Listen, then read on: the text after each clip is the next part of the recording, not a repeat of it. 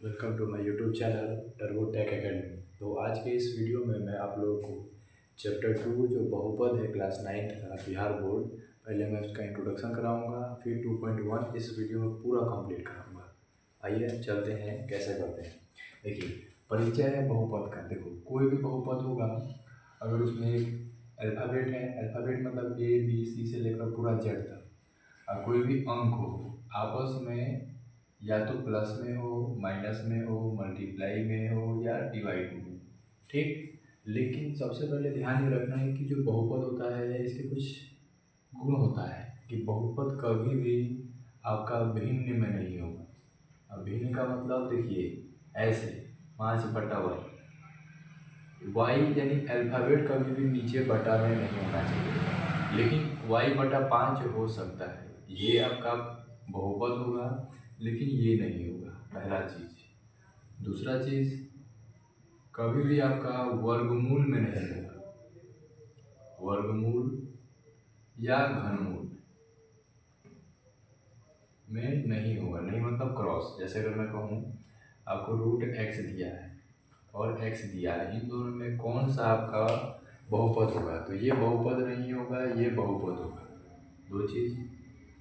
तीसरा चीज़, घात हमेशा पूर्ण संख्या होगा। घात हमेशा पूर्ण संख्या, पूर्ण मतलब 1 2 3 4, यानी x का घात 1 हो सकता है, x का घात 2 हो सकता है, y की घात 4 हो सकता है, लेकिन कभी भी x की घात 1/2 नहीं। ठीक, तो चलते हैं। ये था नॉर्मल सा इंट्रोडक्शन। अब यहाँ पे आते हैं, आपका 2.1 को कंप्लीट करते हैं। देखिए, पहले एक्सरसाइज में आपको बताना है कौन सा एक चर वाला बहुपद है। एक चर का मतलब इसमें सिर्फ एक अल्फ़ाबेट होगा, एक ABCD होगा। तो इसका पहला नंबर देखिए क्या दिया है आपको। First number 4x² - 3x + 7। देखो, पहला कंडीशन देखते हैं, क्या ये भिन्न में है? नहीं है। क्या वर्गमूल में है? नहीं है। घात भी क्या है इसकी? पूर्ण संख्या है। बहुपद तो है। देखिए, क्या तीनों में एक ही अल्फ़ाबेट है? हाँ, तो दोनों में एक अल्फ़ाबेट है। देखिए, स्क्वायर है, 1 है और इसमें x है ही नहीं, तो सिंपल सी बात है, क्या है? ये है हमारा एक चर वाला बहुपद है, एक चर वाला बहुपद। देखिए, चर का मतलब क्या हुआ यहाँ पे? चर का मतलब यहाँ पे हम ले सकते हैं, कोई भी हमारा ए से लेकर कोई भी जेड तक होगा वो हमारा चर कहलाएगा। चर मतलब अल्फाबेट, ठीक। एक चर वाला है, ठीक हो गया। इसी का दूसरा पोर्शन है, पहला पोर्शन था, अब दूसरा पोर्शन देखिए। दूसरे वाले में कह रहा है कि y² प्लस का √2। अब देखो, पहला कंडीशन भिन्न तो नहीं है, लेकिन दूसरा कंडीशन वर्गमूल में दिख रहा है हमको। लेकिन ध्यान ये रखना है, अल्फ़ाबेट नहीं होना चाहिए वर्गमूल में, संख्याएं हो सकती है। तो ये भी क्या होगा? हमारा एक चर वाला बहुपद है, एक चर वाला बहुपद है। ये भी हो गया कंप्लीट। इसका आते हैं थर्ड नंबर पे, देखते हैं थर्ड नंबर क्या है। आपको दिया है 3√3, अब प्लस में दिया है आपको t√2। देखिए, दूसरा कंडीशन ही आपका क्या हो गया? दूसरा ये वाला वर्गमूल वाला, कि अल्फ़ाबेट हमारा किस में आ गया? वर्गमूल में है, तो लिख देंगे नहीं। क्या है? नहीं है। क्यों? क्योंकि कोई भी बहुपद वर्गमूल में नहीं होना चाहिए, यानी कि कोई भी चर हमारा वर्गमूल में नहीं होना चाहिए। तो आगे इसका फोर्थ और फिफ्थ पोर्शन, इसी में इसको कंप्लीट कर लेते हैं। फोर्थ नंबर देखिए, आपको दिया है y/2/y। देखो, पहला कंडीशन ही बताया था कि भिन्न में नहीं होना चाहिए। अगर भिन्न में है तो वो आपका चर नहीं होगा, यानी कि कह सकते हो बहुपद नहीं है, बहुपद नहीं है। इसी के साथ इसका फिफ्थ नंबर भी इसी में देख लीजिए। फिफ्थ नंबर भी आपको दिया है x⁻10 + y⁻3 + t⁻50। देखो, इसमें बहुपद तो है, देखिए, क्योंकि सभी का घात क्या है आपका? एक पूर्ण संख्या है, लेकिन एक चर वाला नहीं है, तीन चर वाला है। तो कहेंगे यहाँ पे तीन चर वाला बहुपद है, तीन चर वाला बहुपद है। समझ में आया? ठीक। अब देखिए पहला वाला क्वेश्चन में कोई दिक्कत नहीं है। चलिए मैं इसको इरेज करके क्वेश्चन नंबर 2 का सॉल्यूशन करवा देता हूँ। इस वीडियो में लगभग मैं इस पूरे एक्सरसाइज को ही कंप्लीट कर दूँगा।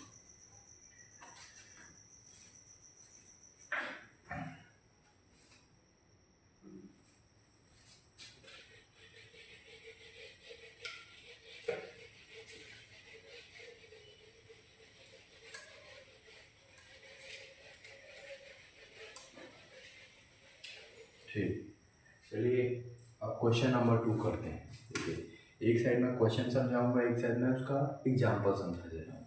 देखिए 2 है और 2 का 1, जैसे 2 plus x square plus x, एक क्वेश्चन। दूसरा question 2 minus x square minus plus का एक्स का क्यूब। फिर तीसरा क्वेश्चन इसी में पाई बटा में 2 एक्स स्क्वायर प्लस का एक्स। और लास्ट वाला इसका दिया है आपको चौथा नंबर, इसे भी कर ले रहे हैं √2 एक्स प्लस में 1। देखिए कितना आसान आसान सा कह रहा है कि एक्स स्क्वायर का गुणांक निकालना है। देखिए क्वेश्चन को समझेंगे पहले। गुणांक का मतलब क्या होता है? जो संख्या गुणा में दिया हो। लेकिन किसका निकालना है? एक्स स्क्वायर का। तो सब जगह जहाँ जहाँ एक्स स्क्वायर है वहाँ वहाँ पहले पहचान के लिए लगा देंगे गुणा। अब देखिए इसमें तो एक्स स्क्वायर दिख ही नहीं रहा है, इसका मतलब अगर एक्स स्क्वायर नहीं होगा तो आप सोचिए कि किस नंबर से वो गुणा हुआ होगा कि वो यहाँ पे वजूद ही नहीं है। तो वो गुणा होगा 0 से। अगर मैं यहाँ पे लिखना चाहूँ ऐसे लिख सकता हूँ 0 गुणा में एक्स स्क्वायर, तब भी 0 आएगा। 0 को जोड़ेंगे तो कोई फर्क नहीं पड़ेगा। इसका मतलब इसका गुणांक क्या होगा? इसका आंसर हो जाएगा आपका 0। यहाँ पे आते हैं, देखिए एक्स स्क्वायर है, यहाँ तो ये प्लस में है लेकिन इधर गुणा में है, यानी इसका आंसर क्या हो जाएगा? पाई बटा में 2 हो जाएगा। यहाँ तक आया।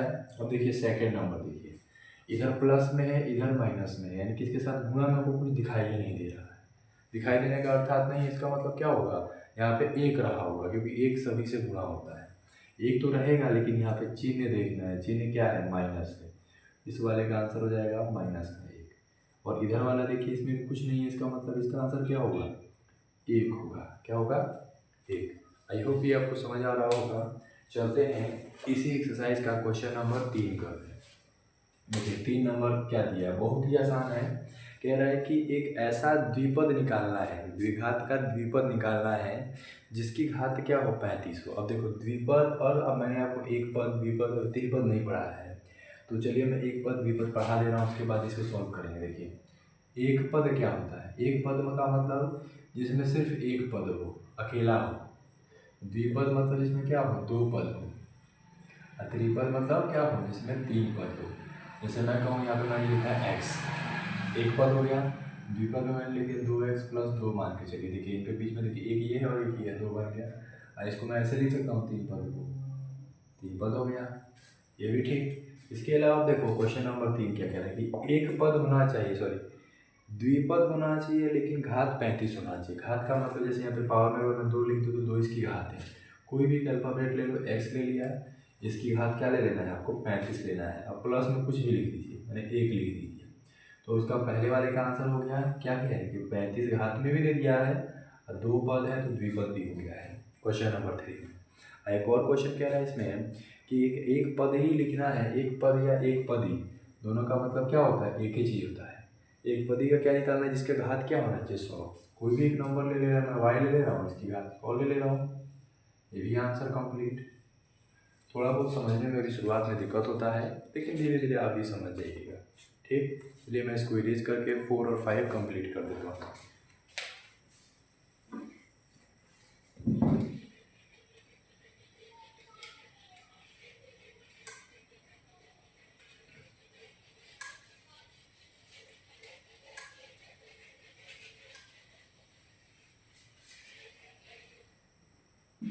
देखते हैं क्वेश्चन नंबर 4। एक मिनट। तो क्वेश्चन नंबर 4 कह रहा है कि निम्नलिखित बहुपदों में प्रत्येक की घात बताना है। चलिए मैं चारों को लिख ले रहा हूँ, फिर एक एक करके मैं आपको समझा भी देता हूँ। यह है 5x³ प्लस का 4x² प्लस का 7x। दूसरा क्वेश्चन 4 माइनस वाई का स्क्वायर। तीसरा क्वेश्चन 5t माइनस का रूट 7। और चौथा क्वेश्चन 3। अब देखो क्या होता है कि घात कैसे निकालते हैं। तो उसमें चेक करने से पहले सबसे पहले देखते हैं कि सबसे हाईएस्ट नंबर में उसकी घात यानी पावर कितनी है, वही उसका आंसर। यहाँ पे हाईएस्ट कितना है, 3 है, 3 इसका आंसर। समझ में आया। इसमें देखिए, इसमें हाईएस्ट कितना है, 2, इसका 2 आंसर। इसमें देखो t है, तो t का मतलब क्या हुआ, t की घात 1, यानी यहाँ पे 1 आंसर। लेकिन इस वाले क्वेश्चन में तो हमको कोई अल्फाबेट ही नहीं दिया है, इसका मतलब इसका आंसर क्या हो जाएगा, 0 हो जाएगा। कैसे, देखो अगर मैं लिखना चाहूँ तो मैं लिख सकता हूँ t की पावर 0 लिख सकता हूँ। तो हमको मालूम है, पहले चैप्टर में पढ़ा था, किसी की पावर 0 का मतलब क्या होता है, 1। हमारा आंसर वही आएगा। इसका मतलब t की पावर यहाँ पे क्या रहा होगा, 0 रहा होगा। आई होप ये भी आपको समझ में आ रहा है। अगर जैसे जैसे अगर आपको समझ में आ रहा है तो मेरे YouTube channel turbo tech academy 9th और 10th के जो चैनल है, इसको आप सब्सक्राइब और शेयर भी कर सकते हैं, प्लस में लाइक भी कर दीजिएगा। नेक्स्ट आते हैं क्वेश्चन नंबर 5। देखिए, बताना है कि निम्नलिखित बहुपदों में कौन बहुपद रैखिक है, कौन द्विघाती है और कौन त्रिघाती है। अब देखिए, इसको भी समझ लेते हैं। आपका रैखिक क्या होता है, फिर क्वेश्चन समझेंगे। रैखिक, दूसरा है द्विघात, तीसरा है त्रिघात। रैखिक का मतलब होता है जिसकी घात क्या हो, घात बराबर 1, इसकी 2 और इसकी 3। अगर मैं कहूँ x+1 है या x+5 ले लीजिए, तो यहाँ x की घात क्या रहा है, 1 रहा है। 1 को लिखते नहीं है बेशक। अगला है, मैं लिख दूँ यहाँ पे p² प्लस का 2। देखो यहाँ पे क्या दिया, 2 घात दिया है, और यहाँ पे लिख ले रहा हूँ मैं x की घात 3, x+1, तो इसका 3 दिया है, तो उसको क्या बोलेंगे, त्रिघात, द्विघात और रैखिक। सबसे इम्पोर्टेंट इसमें रहता है आपका ये वाला। इस क्लास में इसे पढ़ेंगे, लेकिन 10th में आएंगे तो द्विघात पढ़ेंगे। तो आइए स्टार्ट करता हूँ इसका पहला क्वेश्चन। पहला क्वेश्चन दिया है x² प्लस का x। अब देखिए, इसमें पावर 2 है, पावर 2 वाली ये वाला क्या बोलते हैं, इसको द्विघात बोलते हैं। तो क्या है हमारा आंसर इसका, द्विघात। सेकेंड नंबर दिया है x माइनस एक्स की पावर 3। अब देखो यहाँ पे घात कितना दिया है, 3 दिया है। 3 घात वाले को क्या बोलते हैं, त्रिघात बोलते हैं। कितना, त्रिघात बोला जाता है। तीसरा नंबर है, इसी में इसको कंप्लीट कर दे रहे हैं। फिर दिया है आपको y प्लस का y² प्लस का 4। अब देखो स्क्वायर दिया है, स्क्वायर का मतलब क्या होता है, द्विघात होता है। क्या होता है, द्विघात होता है। मार्कर चेंज कर ले रहे हैं। अगला देखिए आपका 4 नंबर। 4 नंबर भी देखिए बहुत ही आसान है, दिया है 1 प्लस एक्स। अब देखो x का मतलब मैंने बताया था कि 1 घात होता है, इसका मतलब ये क्या हो जाएगा, रैखिक हो जाएगा। क्या हो जाएगा, रैखिक। 5वां नंबर यह आपको 3t। देखो, अब देखो t दिया है, t मतलब x की तरह है, इसमें कोई घात नहीं है, इसका मतलब 1 घात होगा। दिख नहीं रहा है लेकिन है, रैखिक। छठा नंबर दिया आपको r²। अब देखो स्क्वायर आ गया, तो इसका मतलब क्या हुआ, द्विघात हुआ। ठीक। और लास्ट नंबर आपका है 7 नंबर में दिया है 7x³। क्यूब मतलब पावर में 3, पावर में 3 का मतलब क्या होता है, त्रिघात या त्रिघाती बोलते हैं, जिसकी घात क्या हो, 3। और यहीं पर हमारा 2.1 बहुपद का कंप्लीट हो गया। आशा करता हूँ कि ये वीडियो आप लोगों को समझ में आया होगा। समझ में आया तो इसको सब्सक्राइब, लाइक एंड शेयर भी कर सकते हैं। मिलते हैं नेक्स्ट वीडियो में नेक्स्ट एक्सरसाइज के साथ। तब तक के लिए जय हिंद और जय भारत।